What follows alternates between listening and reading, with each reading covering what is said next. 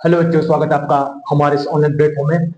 आज आप देखेंगे बोर्ड पे हमने स्टैटिक्स सांख्यिकी जो है उसको स्टार्ट कर रहे हैं। तो यहाँ पे जो सांख्यिकी होती है वो होती क्या है, यहाँ पे हम पढ़ते हैं मेजर ऑफ सेंट्रल टेंडेंसी के बारे में। इसको कहते हैं केंद्रीय प्रवृत्ति की माप। तो केंद्रीय प्रवृत्ति की जो माप होती है इसमें आपको तीन चीजें पढ़नी होंगी, जिसमें आपका मीन आ जाएगा, मीडियन आ जाएगा और मोड आ जाएगा, है ना। बात करें माध्य माध्यक और बहुलक के बारे में बात करते हैं। तो आज मैं आपको समझाऊंगा इसके बारे में, पहला मीन के बारे में कि माध्यक होता क्या है। तो माध्यक को आप पढ़ेंगे यहाँ पे टू टाइप्स है ना। एक आपका पहला रहेगा जो आपका अनमीन ऑफ अनग्रुप डाटा, जो आपका अवर्गीकृत डाटा है उसके बारे में पढ़ेंगे। तो उसके लिए क्या होगा, जो फॉर्मूला रहेगा वो जो मीन होता है इसको हम रिप्रेजेंट करते हैं एक्स बार से। तो एक्स बार इक्वल हो जाएगा सम ऑफ ऑल टर्म्स, जितने भी हमें टर्म्स दिए हैं। इस प्रकार का भी क्वेश्चन आपके बोर्ड एग्जाम में बन सकता है। आपको अवर्गीकृत डाटा दिया होगा तो आपने क्या करना है, सम ऑफ ऑल टर्म्स अपॉन में टोटल नंबर ऑफ टर्म्स। तो यहां से आपका क्या आ जाएगा, अवर्गीकृत जो मीन डाटा है उसका मीन आ जाएगा। दूसरे यहां बात करते हैं मीन ऑफ आपका ग्रुप डाटा। तो जो ग्रुप डाटा रहता है वहां पे भी वहां पे दो कैटेगरी में आपको दिखेगा डाटा। एक आपका रहेगा डिस्क्रीट सीरीज और दूसरा रहेगा आपका कंटिन्यूअस सीरीज। तो हमेशा हमें कंटिन्यूअस सीरीज बनानी होती है, ठीक है ना।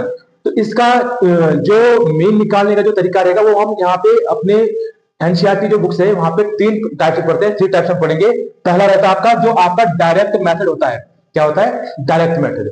तो डायरेक्ट मेथड में जो फॉर्मुला आप अप्लाई करेंगे, एक्स बार से ही मीन को रिप्रेजेंट करेंगे, sigma of f i x i upon में sigma of f i. Sigma of f i को कई बार कैपिटल एन से रिप्रेजेंट किया रहता है या एन से रिप्रेजेंट किया रहता है। तो एक तरीका ये रहेगा, एक फॉर्मुला आप यूज करेंगे जिसको हम डायरेक्ट मेथड कहते हैं।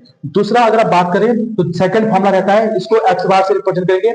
यहाँ पे a plus sigma of f i d i upon में सिग्मा ऑफ एफ आई दिख रहा होगा आपको यहाँ पे। यहाँ इसको कहते हैं एज्यूम्ड मीन मेथड।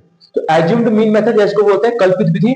कल्पित है ना, ये आपका पहला प्रत्यक्ष विधि हो जाएगा, दूसरा आपका कल्पित विधि हो जाएगा, एज्यूम्ड मीन मेथड।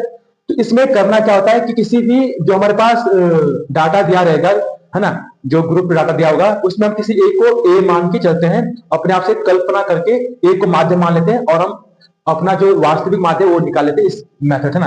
जब हम इनके क्वेश्चंस कराएंगे तो आपको यहाँ पे ए क्या रहता है ना, एफ आई कैसे, एफ आई आपका फ्रीक्वेंसी होती है बारंबारता, और डी आई कैसे निकालते हैं। तो डी आई निकालने के इस मेथड में आप अप्लाई करते हैं क्या, एक्स आई में से आप ए को सबट्रैक्ट करते हैं ना। तो यहाँ पे जो डी आई आपका निकलता है वो होता है एक्स आई माइनस ए, एक्स आई माइनस ए। इस प्रकार से आपका डी डी आई निकल जाता है ना।